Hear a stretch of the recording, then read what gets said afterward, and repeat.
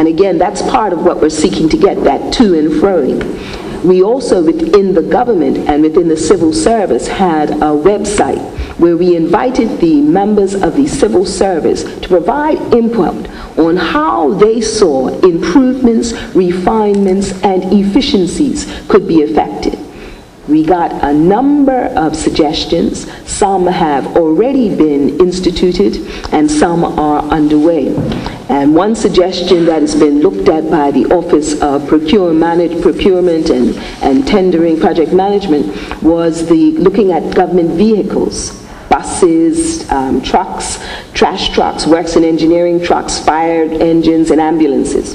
And they said across the government, not just the government ministries, but also quangos. I see the chairman of the West End Development Corporation, the Honorable Walter Lister, here also, and want to acknowledge him. But how can we leverage the power of the public service so that the taxpayers' dollars can be best used?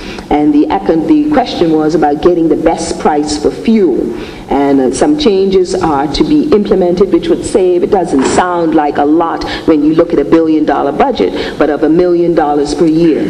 And so even those suggestions, they all assist and help in addition to what we're doing generally. So the open budget process certainly really gives the people a voice. Doesn't mean that ministers or myself resign ourselves and just react to what you're doing, but certainly we believe that information is power and that no one has a monopoly on good ideas. Now, relatively recently, last year, later part of last year, provided payroll tax relief to the retail industry. Why? Why? Not just as a revenue-raising measure. In fact, that wasn't the first thing on the agenda or as the priority. Why? To preserve 4,000 jobs, Bermudian jobs, in the retail sector. To encourage Bermudian residents to keep their money in Bermuda. The duty was raised to 35%. Many criticize the decision. Many still criticize the decision. Many feel that they have the right to spend their money however they choose. Here are some statistics. Airport duty increase, instituted, helped save jobs in the retail sector. There is just over $1 billion spent annually in our Bermuda retail sector. That means roughly that for every $1 million spent, supports roughly 4 jobs in our local sector. Looking at the statistics, we have about $70 million that's spent overseas during business and vacation trips. Doing a rough calculation, that could equate, in terms of in Bermuda, to about 280 jobs.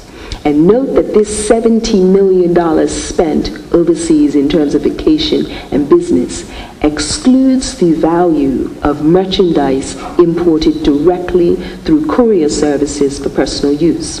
So the total of the retail purchases overseas is much higher than the 70 million. And what you're doing is really, and what we're doing when we spend money overseas, is we're supporting jobs overseas. The airport customs duty rate was increased to help offset the reduction in payroll tax receipts given the zero rate concession to retail outlets for a 6-month period. This was at an estimated cost in terms of what we've given up, revenue foregone, of about $9 million.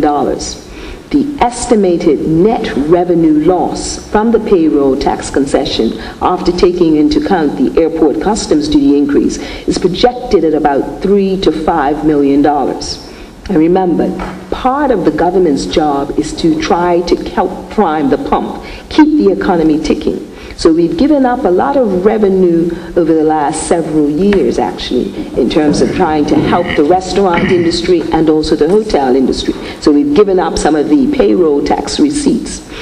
What does that mean?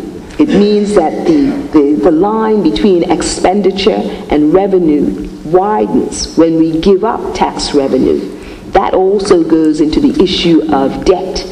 And many people would like to see the government be everything to everyone. but you have to realize that that comes at a price. Now, as we're looking and formulating and setting up the framework for Budget 2012, it's important that you know some of the relevant considerations that we're taking on board, and certainly also to question and assert which policies you think have passed their sell-by date. And perhaps in some areas you may think certain things have passed their sell-by date in terms of funding decisions. Because let's be frank, here we know that we talk about Bermuda is another world, but that's only a song. Bermuda is not exempt from what is happening worldwide. Not at all, if only. And when the U.S. sneezes, it's said we catch a cold. So as we look at the impact across the board of the world economy, we have to realize that our potential revenue base has shrunk as a result of also tourism decisions, in terms of tourists not having the disposable income to travel at the rate that they would, and yet the government still has a responsibility to maintain a certain level of service delivery. People may accept that the service delivery timetables may shift. For instance, instead of having garbage every 2 days or every 3 days, you may be prepared to accept it every 4 days, because you recognize that we have to cut our cloth accordingly. But you certainly we have to realize in framing a budget that there is no I suppose there is no prize without having to pay the price. And the question is, what is the price we're prepared to pay? So what does this open budget, because that's what you're going to hear a lot of over the next couple of weeks, it really provides you as stakeholders with the opportunity to give input and participation. And what does it mean? I'm going to use a few technical terms, and I'll try to keep it to a minimum. Open budget requires active participation because it deals with budget processes. What do I mean by that? That's how the budgets are proposed, debated, implemented, and evaluated. And also so it's more transparent and open to public input. It also deals with budget policies. Who will pay what taxes? How much money will go to specific programs? And it also deals with, as we will hear from Minister Blakeney, about addressing the needs of the vulnerable, that sort of social security net. And both you'll hear from the two gentlemen ministers in terms of health care costs and also social policy, financial assistance costs. That's what we're talking about. How you balance competing interests. And of course, then we talk about budget rules, which regulations and institutions are stronger and better able to resist and mismanagement and ensure more effective and efficient use of public funds. Each of the ministers who are here this evening will discuss what initiatives their ministries will be working on in the next budget session. And it will be your turn to ask questions, challenge us, and to offer input. But it doesn't stop there. You're going to have the opportunity to think about the budget and send us your thoughts. As I indicated already, some have already done so.